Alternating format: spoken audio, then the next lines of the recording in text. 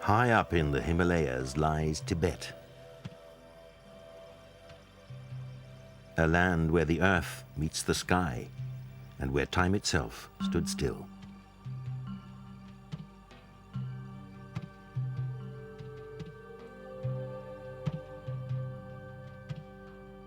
A land engulfed in mystery.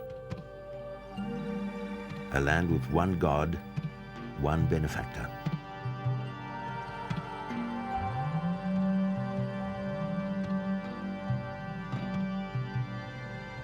Once a fairyland, untouched by and unknown to the modern world.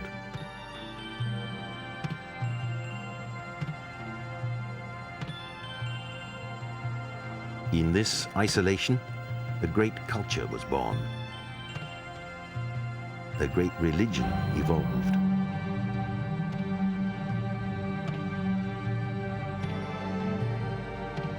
Man came closer to his God.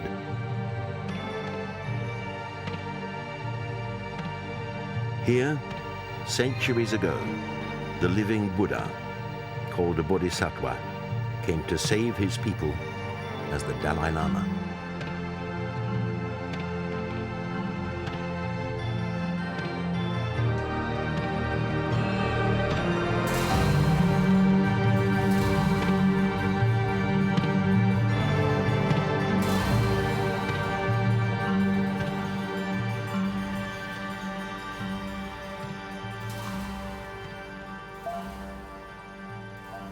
Thirteen 1,300 years ago, Tibet emerged as a dominant military power. Her vast empire stretched from China to India and along the ancient Silk Route. Yet ironically, it was during this phase of military expansion that Buddhism first arrived in Tibet. From across the Himalayas, the great Indian sages brought it with them to the royal courts.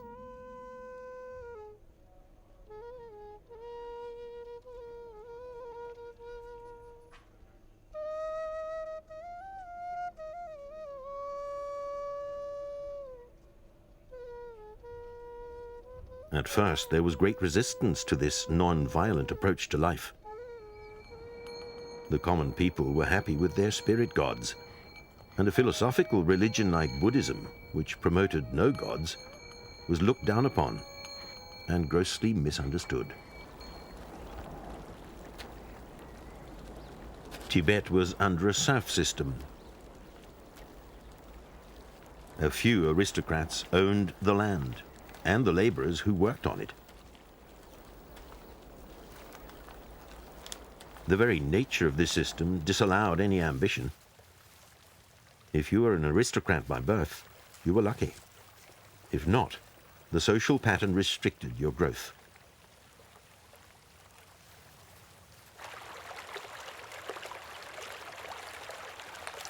But the coming of Buddhism brought new hope.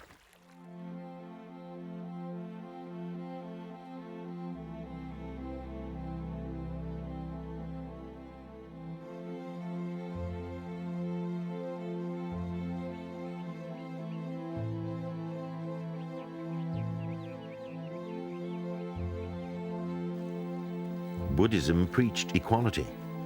Tibetans started flocking to the monasteries in large numbers, for here, hierarchy was on merit. Even a common laborer now could become the head of a large monastery. It was a new experience, a bloodless revolution against an old, decadent system. Now, political power lay in the hands of the common people.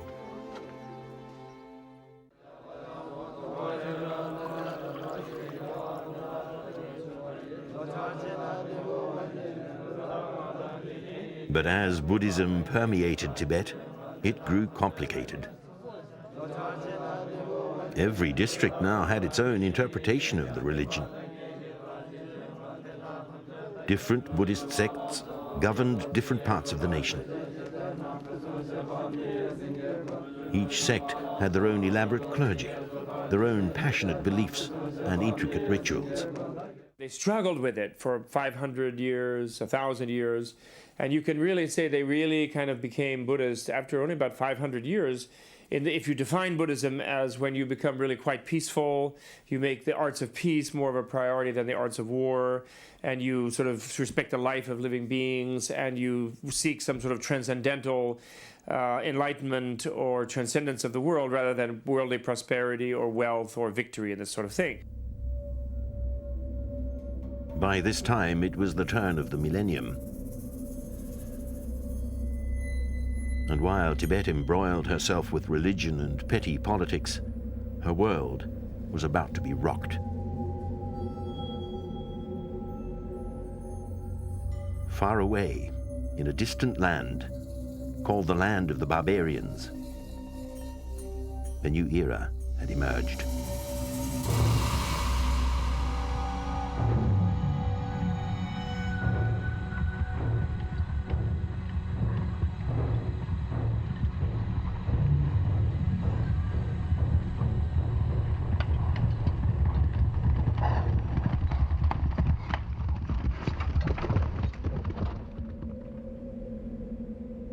The Mongols were a warring race scattered in the cold desert steppe between Russia and China. These nomadic tribes were constantly at war with each other. Their sword was their god, and subjugation their religion.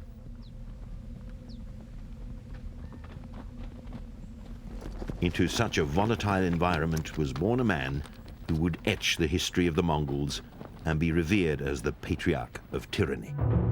One by one, the tribes of Mongolia fell under his sword, and the world got to know him as the great Genghis Khan. The nomadic tribes cherished their leader. For once they had a direction, a motivation, a flag to call their own.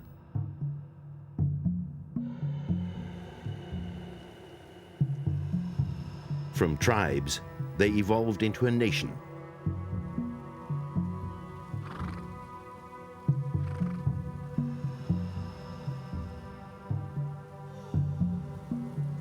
From a sword, they became a war machine, unstoppable. By the 13th century, the Mongols had spread out in every direction, bringing wrath and destruction.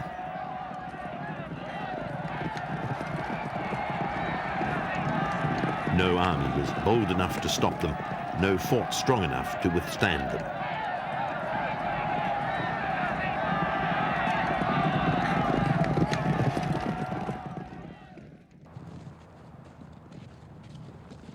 But there came a time when the Mongol army grew weary.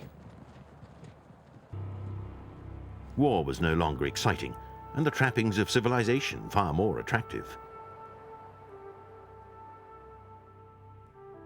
To be kings instead of soldiers, to build dynasties, pass decrees, erect monuments. And so the Mongols decided to shed their barbaric past and tread into a new world of civilization.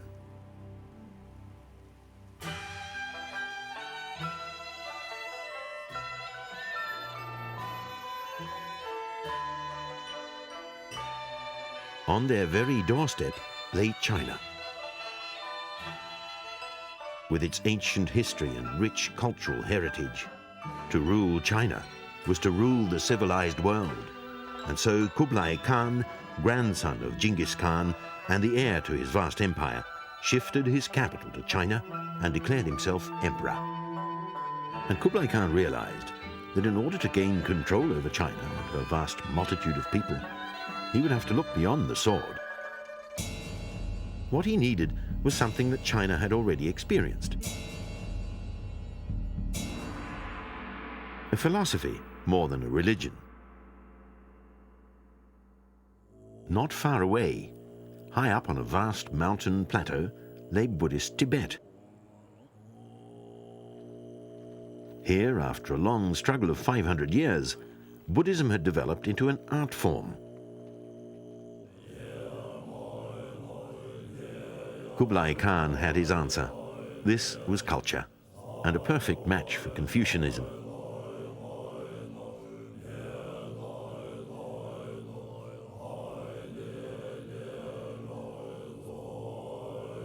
Tibetan Buddhism would replace Confucianism in the Chinese courts, and the best man to carry out this mammoth task was a wise Tibetan priest called Phagpa. Phagpa belonged to the Sakya sect of Tibetan Buddhism, renowned for his piety and knowledge. In 1253, by the decree of the great Khan, Phagpa reached China in the court of Kublai Khan.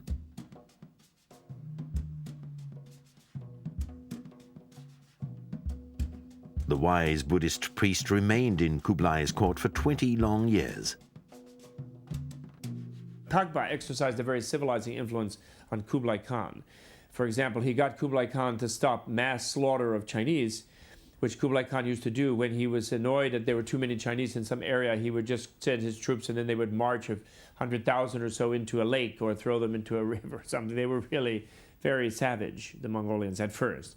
But then, Phagpa taught Buddhism and got Kublai to be more religious and to stop that, First of all, I must say that Kublai Khan was the greatest empire builder.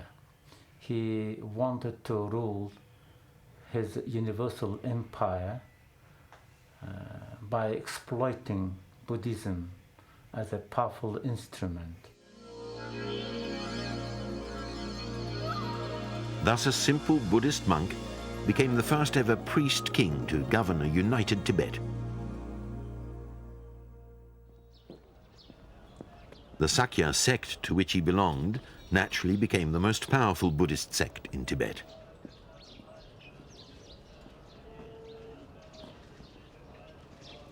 It was a perfect alliance. The Khan got a culture with which he could control China.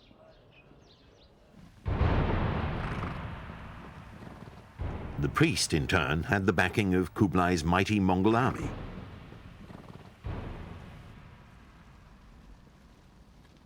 From that day onward, generations of Sakya priests ruled Tibet under the patronage of Kublai's descendants.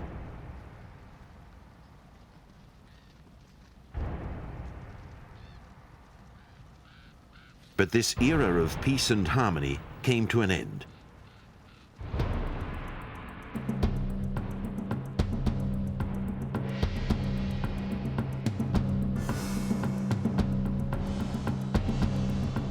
The 14th century saw revolt and chaos in China.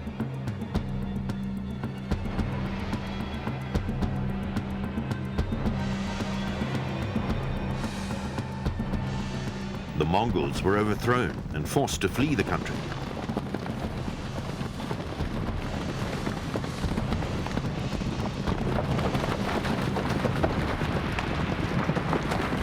The fall of the Mongol Empire shook Tibet at its very roots.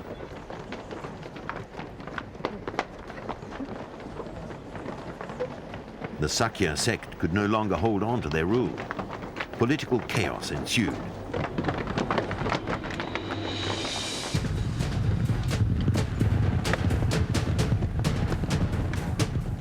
Monastic rulers, petty warlords, all came forth to claim the throne of Tibet.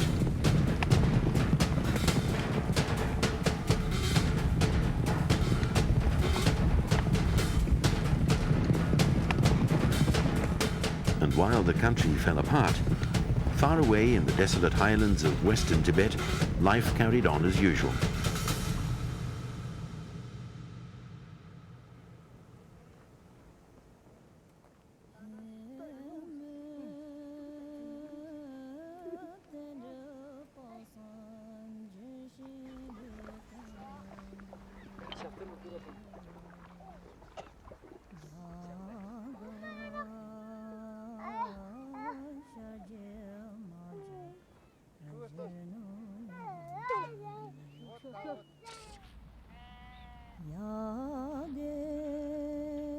They had naive faiths and beliefs, some of which reflected their animistic origin.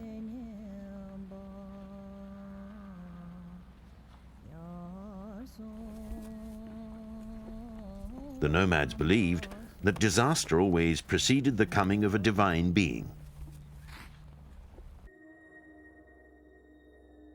On the night that Gedun Thrupa was born, bandits attacked his family's camp.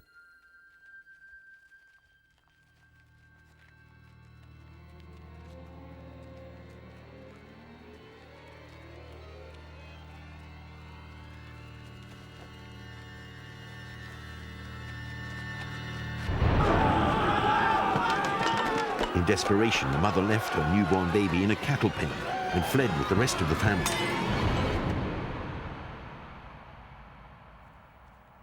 The next morning, they found the baby unharmed.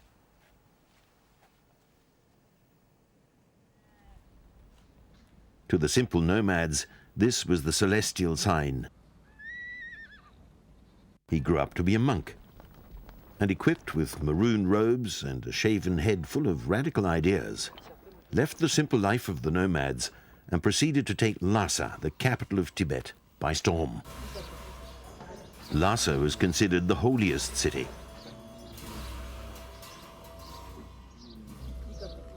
It was also the political hotbed. Here, corruption was the order of the day.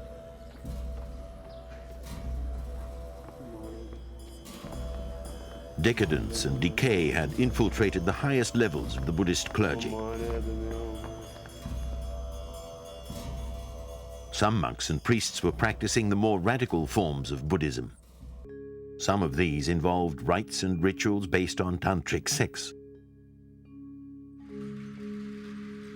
But such practices went against the very core of Buddha's teachings. Buddha believed in celibacy.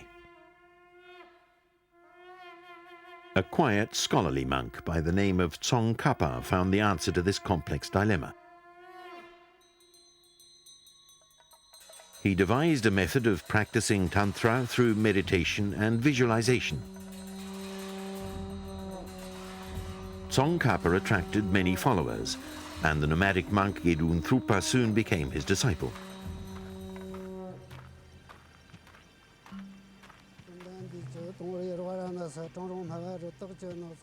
This band of monks were radicals, following the strictest moral code and starting a new sect, the Gelugpa, or model of virtue.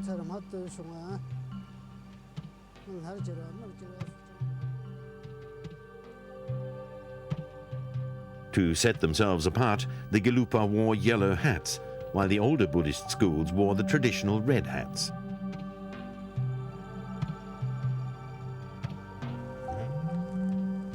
Gedun Thrupa was at the helm of it all, traveling extensively, spreading his teachings far and wide.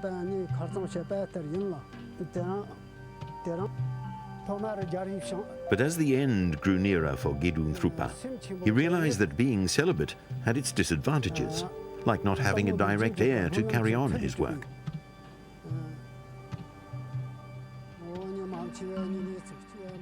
So the wise old Lama decided to resolve this issue by adopting a concept that already existed and was widely accepted in Tibet.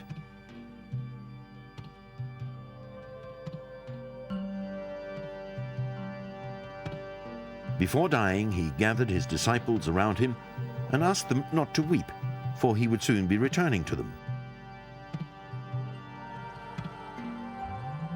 He was going to reincarnate.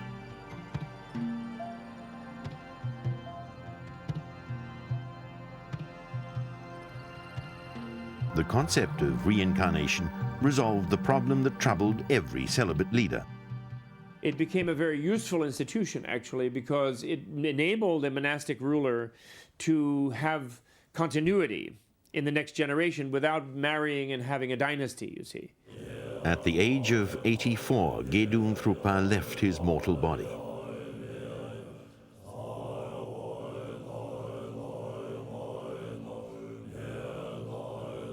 As prophesied, he reincarnated as Gedung Gyatso, who in turn reincarnated as Sonam Gyatso.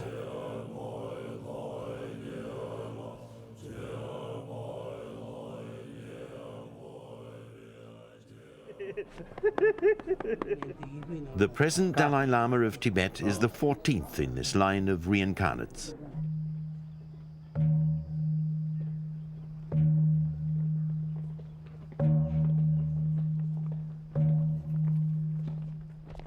But around the time of the third reincarnate, Tibet was immersed in a bitter struggle for political domination.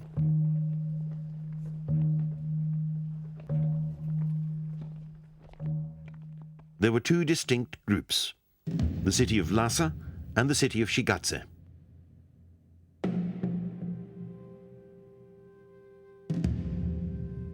The rulers of Shigatse patronized an older Buddhist sect, the Red Hats or Karmapa. The rulers of Lhasa patronized the newer yellow-hatted Gelugpa sect. Unfortunately, much like in our own time, politics was garbed with religion, and the fight between the two cities was given the sanction of a holy war.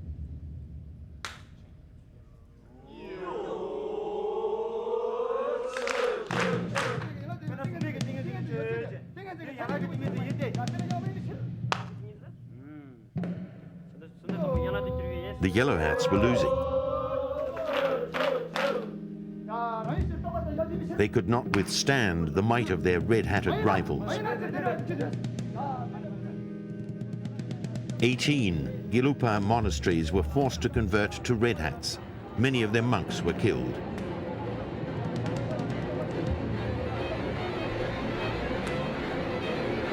All hope was lost, when suddenly fate intervened.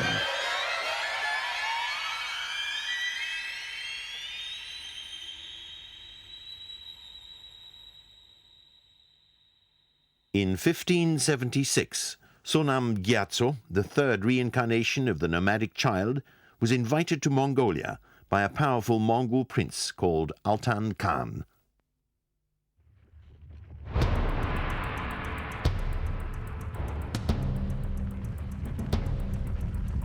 In the 16th century, Mongolia had fallen apart. The glory days of Genghis and Kublai Khan were over.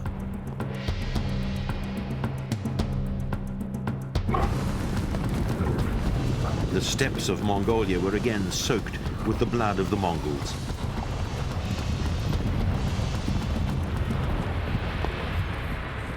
The country was crying for a leader who could bring the tribes together.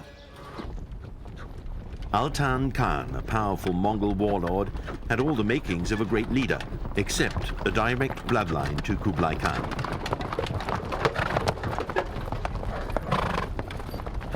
Close to Altan, the descendants of Kublai Khan still lived and constantly challenged his leadership.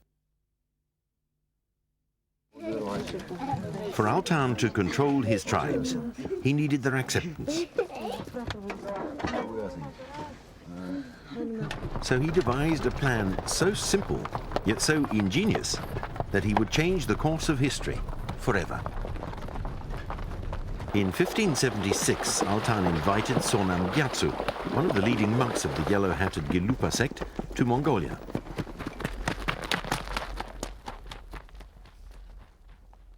Sonam was the perfect candidate to carry out this master plan. The Yellow Hats were a new Buddhist sect who'd had little or no contact with the descendants of Kublai Khan, and their loyalty to Altan was assured. But more importantly, Sonam Gyatso was a reincarnated Lama.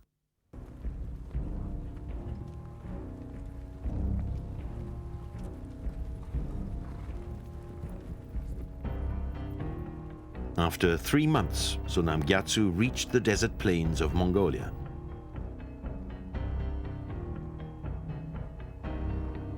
With due pomp and ceremony, Altan himself received the wise Lama.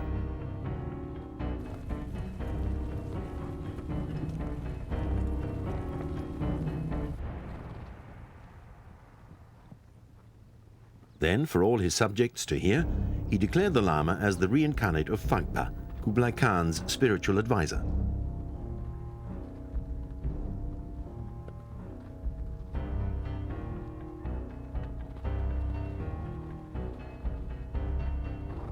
Then, when his subjects had accepted this, came the masterstroke. Altan declared himself as the reincarnation of the great Kublai Khan.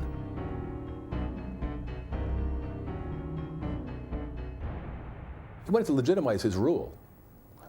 And by identifying himself as the reincarnation of Kublai Khan and identifying his spiritual advisor as the reincarnation of Kublai Khan's own spiritual advisor, he was on what he felt would be pretty unassailable grounds politically and spiritually. It was truly ingenious. Altan had recreated the grand era of Kublai Khan. The spiritual advisor was back as Sonam Gyatso, and the great Khan himself had returned to his people as Altan Khan. In a grand naming ceremony, Altan Khan bestowed upon Sonam Gyatso the Mongolian title Dalai Lama, or the Ocean of Knowledge. Third in his line of reincarnates, Sonam Gyatso became known as the third Dalai Lama.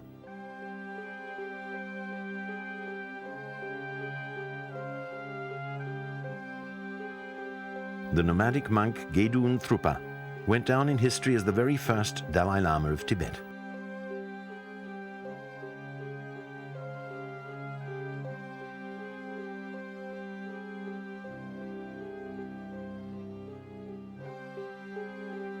In 1596, Sonam Gyatso, the third Dalai Lama of Tibet, passed away.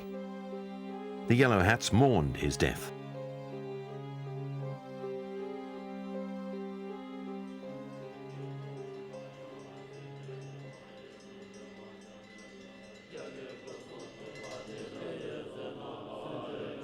But they knew it was only a matter of time before their teacher would return to them. So, with renewed hope, the search for his reincarnation began.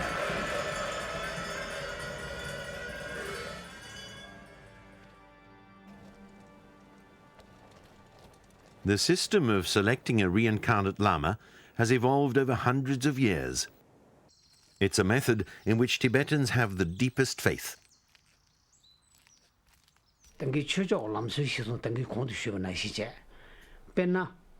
아니 고공어 공부 좋아 사서나 꾸지 치마데 배야 된도 아니 벽에 시숑으리 벽에만 세계 용도 개구르티제 아니 최저고 돈에 뉴도 배야게 손데 몰람 쉬에 진짜 그 준비 다진 보세요 고당고 되네 조용으리 되네 아니 시숑기다 개구면에 좋은 개개베 돈에 최저고 미용도게 아니 달라라면 꾸지데 고화폐 연어섬 아니 서구 용도라 비미 아니 주고 가서 그랬다 The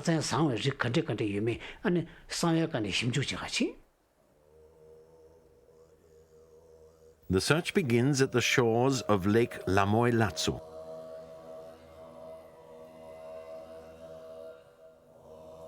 Lying to the southeast of Lhasa, the lake was found by the second Dalai Lama to have mystical powers.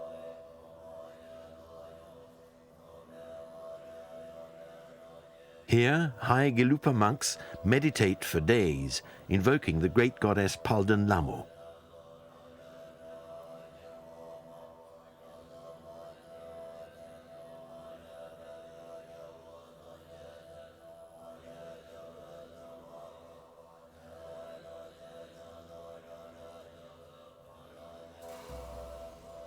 Then the visions start to emerge. These visions must be confirmed by the state oracles.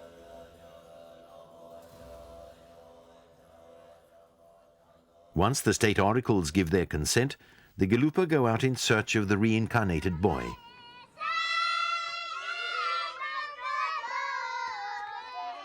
They must look for children born with special signs.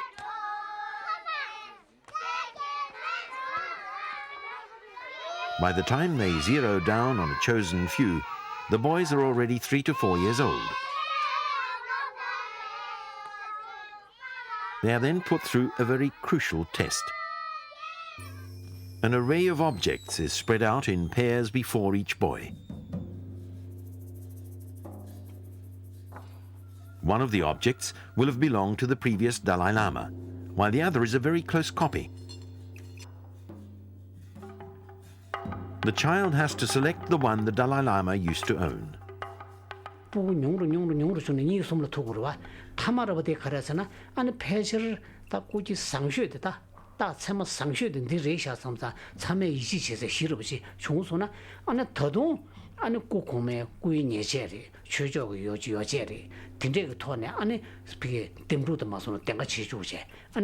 딱생으로 세부로 한적도 딱세세세 두지도 안에 보고매 영세 세부 다 등가 추적 남수기는 두세는 연구요래 디토를 개발제 매용을 돌아 안에 라도 송만로 천주지야다 구름샵된 루야다 되게 비미 용내 된데 시기였다.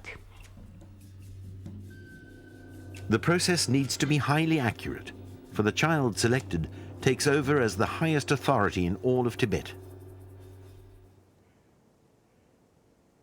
When Sonam Gyatso, the third Dalai Lama, died, the Yellow Hats found his reincarnate not in Tibet, but far away in Mongolia.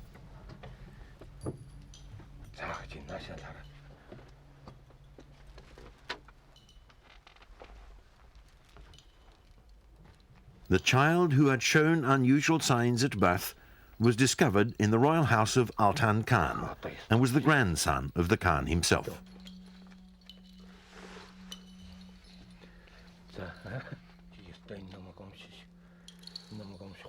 While other little lamas began monastic life at the age of 3 to 4, in his case, the Gelupa bent the rules and allowed him to stay with his parents. The little prince was the first and only non-Tibetan ever to become a Dalai Lama. Having the next Dalai Lama born to a Mongolian family was no problem, because the Gelupa's form of Buddhism had nothing to do with nationality. It had to do with spiritual belief. However, in order to maintain the political protection of the Khans, it made it very convenient for them to have one of their own now born as a Mongolian. At the age of 12, the fourth Dalai Lama, grandson of Altan Khan, left for Tibet with an armed escort of 1,000 Mongol soldiers.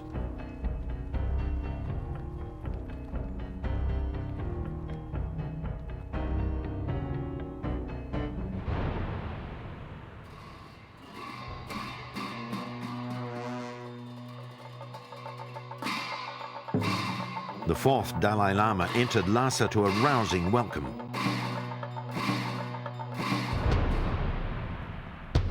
But the presence of his Mongol cavalry reminded the local rulers of Tibet that the Yellow Hats were now backed by a powerful Mongol tribe.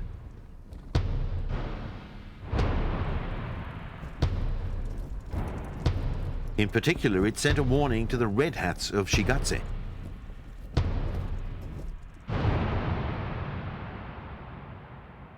The rulers of Shigatse bided their time. It was a tense moment on the Tibetan plateau. Who would strike first?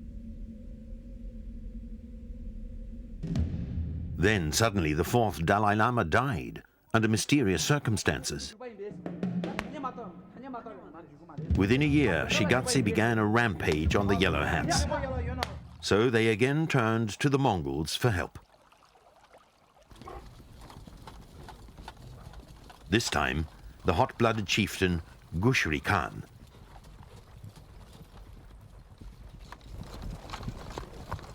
To the Gelupa, this new alliance with Gushri had been their last resort.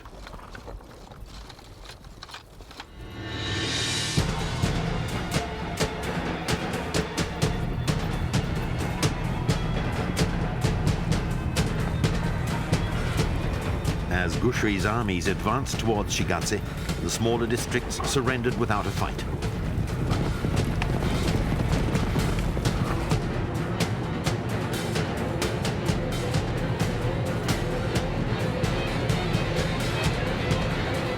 But on reaching Shigatse, Gushri found a stockade around the fort and their best troops ready to fight.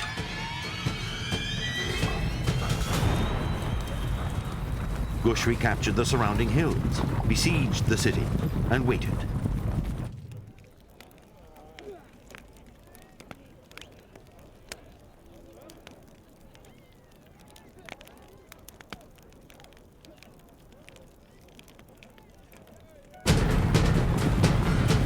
After a year's fighting, Shigatse fell.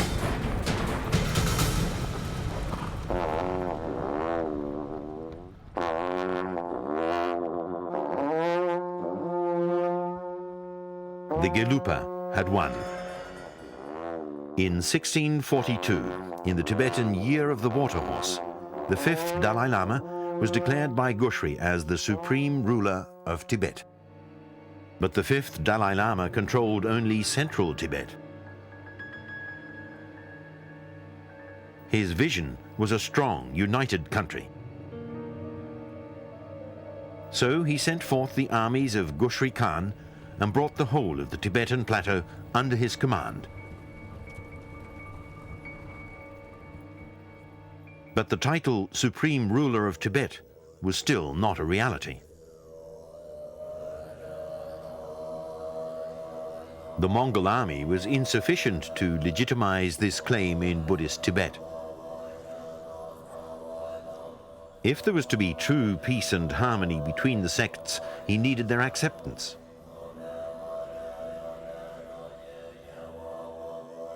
The fifth Dalai Lama, as keen a politician as he was a monk, was about to create history.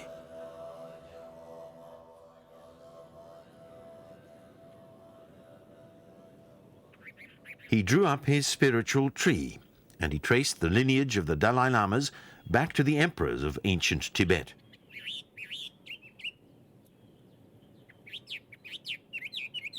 He had bestowed upon himself the imperial right to rule. The problem with a reincarnating being is that in many ways it goes against the basic teachings of Buddha.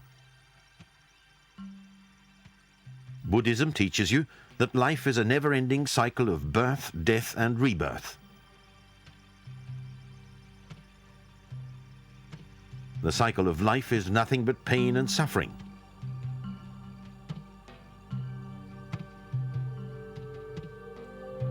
And it's only by breaking this cycle that one attains nirvana, or enlightenment. So the Tibetans adopted the concept of a bodhisattva. A bodhisattva is an enlightened being who has broken the cycle of birth, death, and rebirth, but who chooses to come back for the benefit of all sentient beings. They believe that these people train themselves to remain lucid when they die, and not only that, but then choose the circumstances of rebirth according to how it will most help the beings that they love and they want to help. And Tibetans believe that enlightened beings have that ability.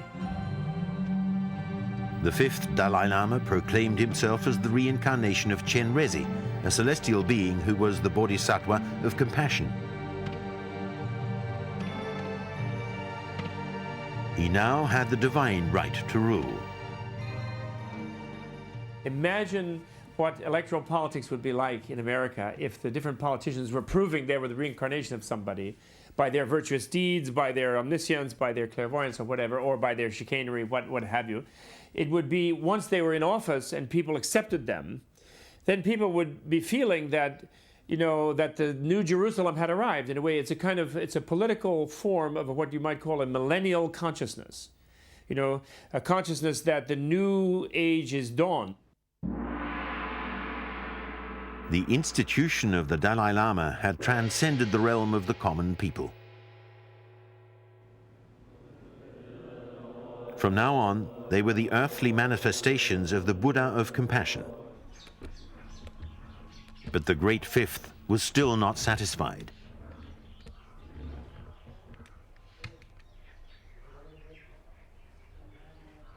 He needed his people to accept his divine lineage, and his next course of action was the ultimate crowning glory to his divine ordination. He moved into an old summer palace of the early emperors of Tibet and started rebuilding and expanding the original structure. This structure lay at the highest point in Lhasa, for no mortal being must lie above their divine ruler.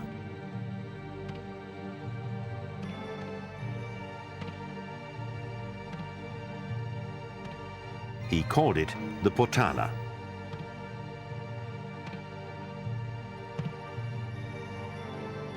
In Buddhist mythology, the Potala is the heavenly abode of Chenrezig, the bodhisattva of compassion.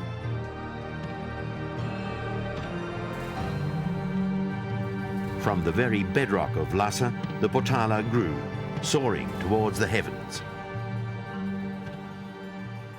As it grew, there was no denying the existence of the living God King, the Dalai Lama. Thus began an era of great peace and prosperity. But it was not to last long, for in China, the winds of change were blowing.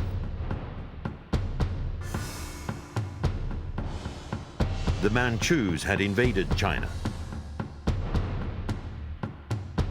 Once again, the Chinese found themselves subject to a foreign power. The Manchus were from Manchuria, a semi-nomadic race more akin to the Mongols than the Chinese, whom they had conquered. Like the Mongol Khans, the Manchu emperors also looked towards Tibet for their culture and religion. The fifth Dalai Lama of Tibet soon became a spiritual guide and a useful political ally. But even as this new friendship was being forged, the great fifth died.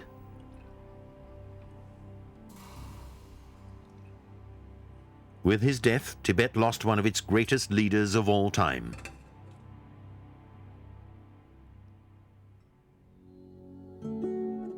In 1676, he was succeeded by Changyang Gyatso, who became the sixth Dalai Lama.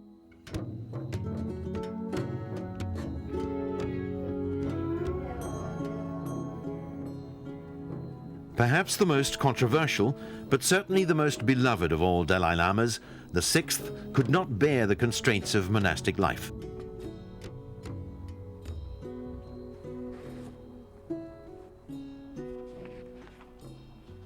I incline myself to the teaching of my Lama, but my heart secretly escapes to the thoughts of my sweetheart.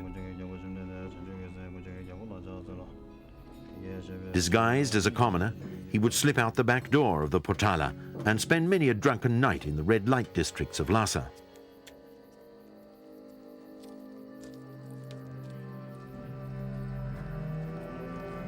Citing this behavior, an ambitious Mongol warlord denounced the Dalai Lama as a false incarnation.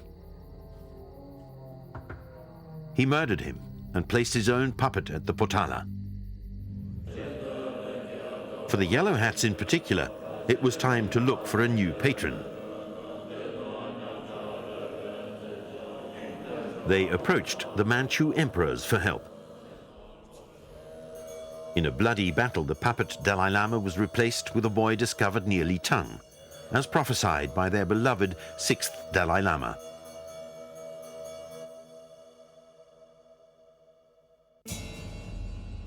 Tibet would pay dearly for this alliance with the Manchu emperors. Tibet became a vassal state of the vast Manchu Empire. The 8th to the 12th Dalai Lamas became pawns in the hands of Manchu China. They were never allowed to reach maturity, and they died young of suspected poisoning.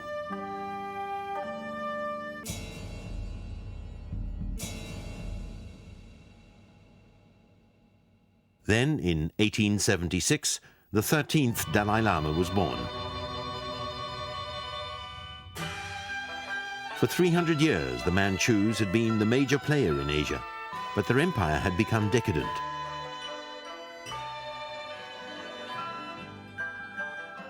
Hong Kong fell to the British, Macau to the Portuguese. Chinese seized this opportunity to get rid of their Manchu overlords. Tibet, too, was keen to shed the last vestiges of Manchu domination. Instead, she found herself a pawn in the great game. Great Britain and Tsarist Russia were jockeying for power in Asia.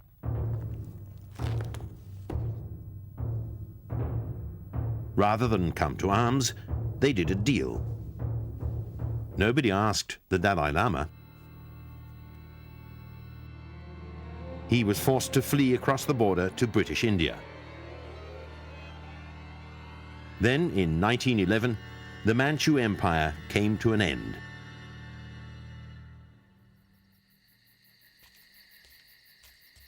The Dalai Lama returned from exile as the ruler of a free country.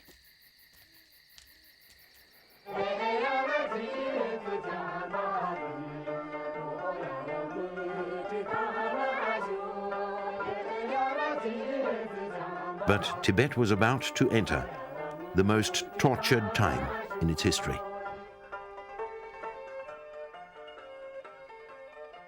The 14th Dalai Lama was discovered in eastern Tibet in a peasant family.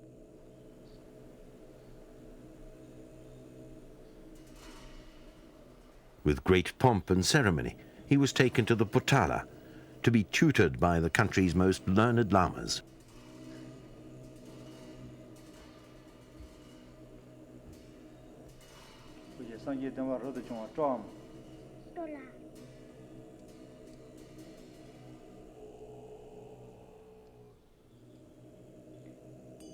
That day came too soon.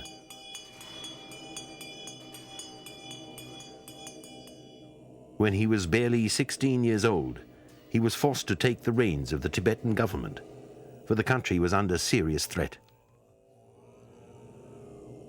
And Tibetans believed that in the Dalai Lama, the Buddha of compassion, holder of the thunderbolt, the precious protector, lay their only hope. The institution of the Dalai Lamas have rendered tremendous service to the Tibetan people. We know for a fact that at the time of China's invasion in 1949, all of Tibet, as we recognize it, was not under the administrative control of Lhasa. Yet all people in all of this vast territory looked to Lhasa, looked to the Dalai Lama for leadership and for guidance and for their identity. In the East, the prophecy of the Red Menace had come true. Mao Zedong's Communist Party had taken the government of China.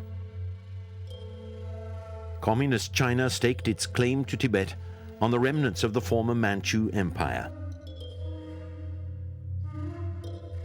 China, they claimed, was made up of 5 multi-ethnic peoples: the Chinese themselves, the Mongols, the Manchurians, the Tatars, and of course the Tibetans. The Communist Party of China felt obliged to pass on the idealism of their socialist world to these 5 races and liberate them from the clutches of foreign imperialistic rule.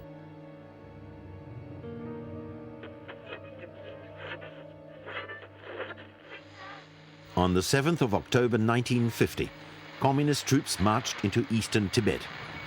The Chinese called it peaceful liberation. The Tibetans called it invasion.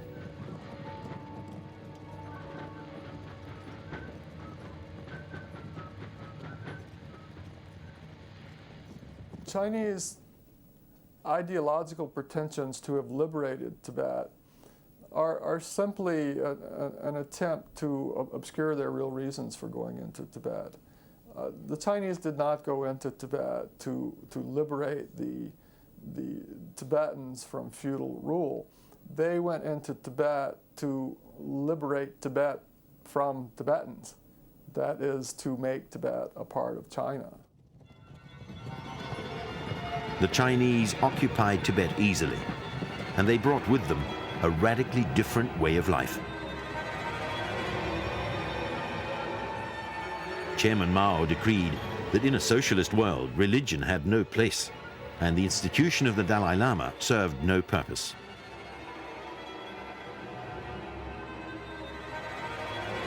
Religion, he said, is poison.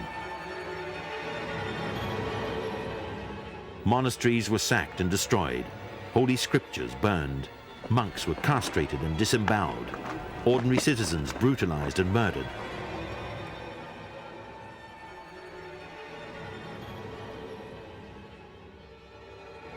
The 14th Dalai Lama was powerless to stop the violation of his people. In 1959, the Dalai Lama's own life was in danger.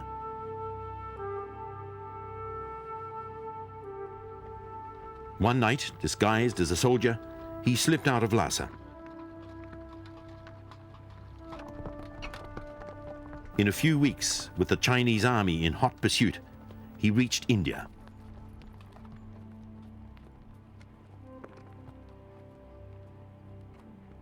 He was 25 years old.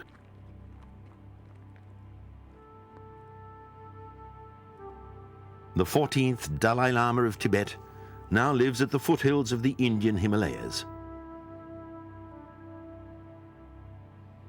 He's surrounded by a large Tibetan community, many of whom followed him when he first took asylum here.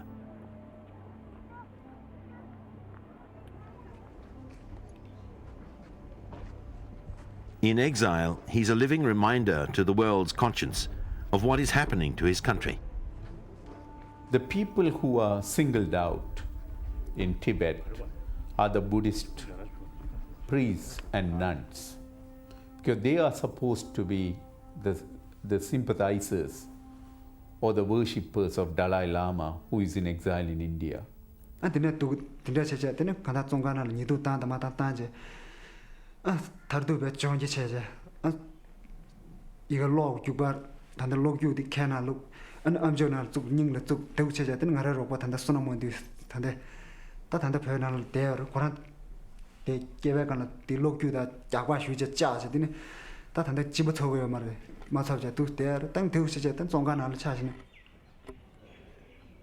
With the authorities in China continuing to impose their idea of a socialist paradise, the lay people in Tibet are suffering greatly. Especially the one-child policy is a source of great concern to human rights activists around the world. Amnesty International does not take a position on one-child policy, but our concern is the enforcement part of it, where the local officers of the Communist Party forcefully abort women who have had more than one child.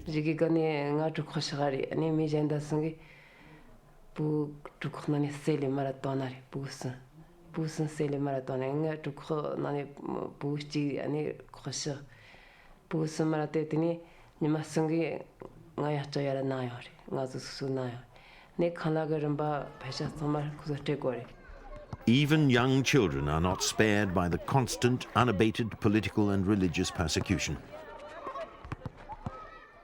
Children are arrested for political reasons and detained, tortured, and there have been reports that they have been executed.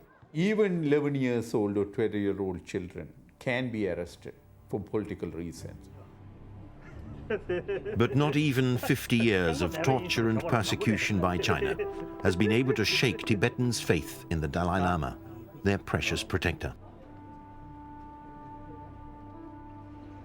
As the head of the Tibetan government in exile, some want him to lead an uprising against their Chinese oppressors.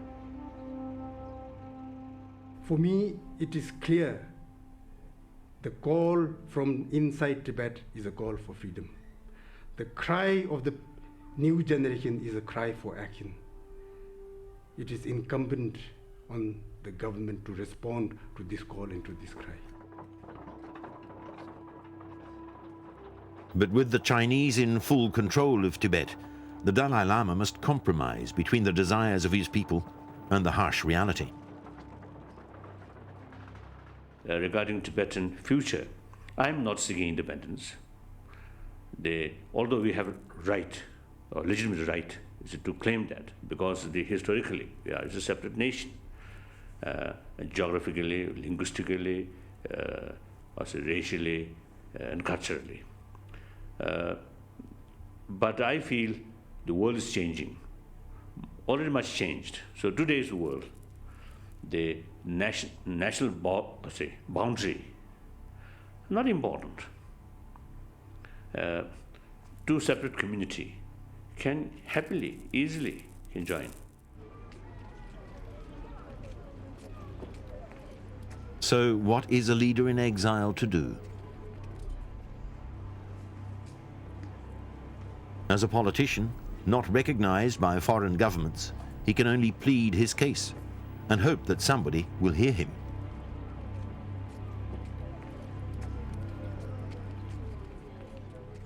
Since I am not asking, not demanding, not bring the issue of independence in our dialogue, the many government will find it much easier to help us. Other than that, he can only grieve the cultural genocide continuing in his country. The legacy of the nomadic child has travelled a long, tumultuous road. From the religious passions of Buddhist Tibet through the pandemonium of medieval Mongolia.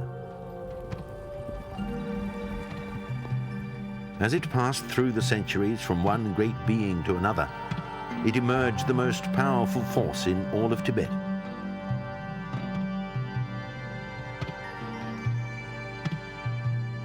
Its people's greatest strength and their greatest weakness.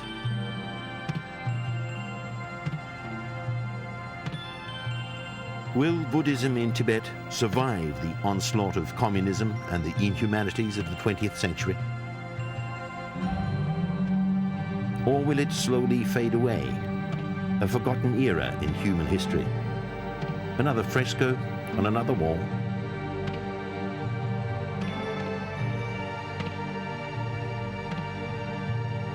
Are we looking at the very last Dalai Lama of Tibet?